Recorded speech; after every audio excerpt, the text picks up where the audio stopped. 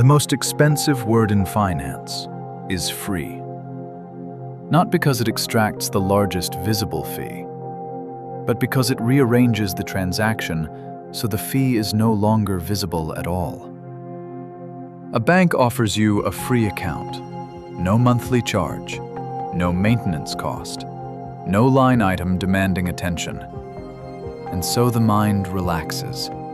It concludes, there is nothing at stake here. But in any structured society, exchange does not disappear. It changes form. In any organized market, compensation is present. If it is not on the surface, it is embedded in the structure. In ancient Rome, no gift was casual. Even kindness had architecture. When something costs nothing, it often costs freedom. Not loudly, quietly. We misunderstand the word free. We hear generosity. We assume neutrality. We drop our guard. But free is not a moral description. It is a strategic one. Seneca understood this with unusual clarity in On Benefits. He does not treat a gift as a simple transfer of goods. He treats it as a moral event, a moment that changes the relationship between giver and receiver. A benefit, he explains, binds, not through violence, through expectation. To receive is to accept a certain imbalance. The giver stands in the position of having acted. The receiver stands in the position of having been helped. That asymmetry is subtle, but it is real. Now imagine a morning in Rome. Before sunrise, clients gather at the house of a powerful patron. They wait in the atrium. They are not chained. They are not beaten. They are there because yesterday, or last year, or many years before, the patron intervened for them. A loan, a legal defense, an introduction. The favor was real, and so is the obligation. They offer respect, public loyalty, political support. No one calls it slavery, but no one calls it neutral either. Seneca is precise. A benefit accepted changes the internal posture of the receiver. Gratitude becomes attentiveness. Attentiveness becomes alignment. Alignment becomes dependence. And dependence reshapes behavior before commands are given. The client anticipates what the patron prefers. He edits himself. This is the mechanism. Not force, self-adjustment. Now consider the modern bank. When a bank advertises a free account, it is not abolishing cost. It is relocating it. The account costs nothing to open, nothing to maintain, nothing to hold.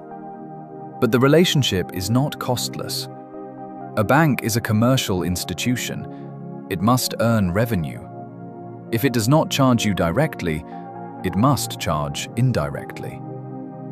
This is not moral outrage. It is arithmetic. Revenue comes from interchange fees when you use your card, from the spread between deposit yields and loan rates, from overdraft penalties triggered by small timing errors, from credit balances that carry interest, from cross-selling additional financial products, from analyzing behavioral patterns to refine pricing. The account is free, the system is not. In On Benefits, Seneca insists that the true nature of a gift is revealed by intention and structure, not by its outward form. A gift that positions the giver for advantage is not neutral simply because it is pleasant. Likewise, a free account must be understood by its incentives. How does the institution profit from your presence? If the answer is interchange, then spending is encouraged. If the answer is loan spread, then borrowing is valuable. If the answer is data refinement, then your behavior is informative capital. Nothing sinister, but nothing innocent either. The benefit is real. The obligation is structural. Now we shift to a different work. In On the Shortness of Life, Seneca turns from social obligation to time. He argues that people guard their property carefully, yet surrender their hours without protest. They hesitate before spending money. They waste entire years through inattention. Here, the free account reveals another layer of cost. It may save you a monthly fee, but it may cost you hours in customer service loops, hours in dispute processes, hours adapting to redesigned interfaces and new terms. More subtly, it may cost you attention. Notifications that fragment thought, promotions that interrupt intention, interfaces designed to pull you back into the app. Time is not reclaimed once spent. Attention, once scattered, does not return intact. Seneca's warning about time is not sentimental. It is structural. To lose time is to lose life itself. A free account that consumes your attention is not free in Stoic terms. It is extracting the most finite currency you possess. There is also the question of exit. If your salary is deposited into one institution, if your subscriptions, utilities, taxes, and savings are all linked there, if your credit history and lending relationships are anchored there, leaving becomes complicated. Not impossible, but entangled. Now imagine a modern scene. A professional sits at a kitchen table late at night. He has decided to switch banks. He opens a spreadsheet, lists subscriptions, lists automatic transfers, lists recurring charges. He hesitates. What if payroll misfires? What if a payment bounces? What if something breaks? The account was free, but exit has a cost. In Rome, the client returned each morning because departure meant social and economic risk. Today, the customer remains because departure means administrative friction and uncertainty. The form has changed. The mechanism has not. Freedom in finance is mobility, the ability to move capital without fear, without paralysis. If switching feels overwhelming, the price was deferred. It was paid in entanglement. Seneca describes wealth as a preferred indifferent, useful, convenient, but not inherently good.